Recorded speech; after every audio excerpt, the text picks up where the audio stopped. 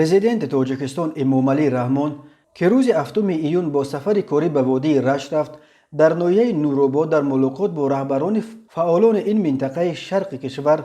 соли ҷориро аз лиҳози норасоии маводи ғизоӣ ва болоравии нархи маҳсулоти хӯрокворӣ яке аз солҳои вазнинтарин номид ва ҳушдор дод, ки дар чунин шароит мо вазифа дорем, ки аз тамоми захираву имконҳое ки дорем пеш аз ҳама обу замин, хусусан заминҳои назди авлигӣ ва президентӣ оқилонаву самаранок истифода бурда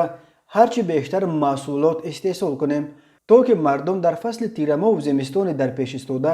танқисиву азият накашанд. ӯ хостори он шуд, ки кишоварзон барои ҳарчи беҳтар таъмин кардани бозор бо маҳсулоти ватанӣ саъю талош кунанд. эмомалӣ раҳмон дар ин робита ба имкониятҳои васеъ ва таҷрибаи бои ноҳияи водии рашт дар парвариши картошка махсус таъкид карда гуфт: дар бисёр мамолики дунё аз ҷумла дар кишвари мо низ картошка нони дуюм ба ҳисоб меравад ва зарур аст, ки бо дар назардошти шароити ҷаҳонии имрӯза мо ин намуди маҳсулотро ҳарчи бештар истеҳсол ва захира кунем. эмомалӣ раҳмон гуфт: шароит чунин аст, ки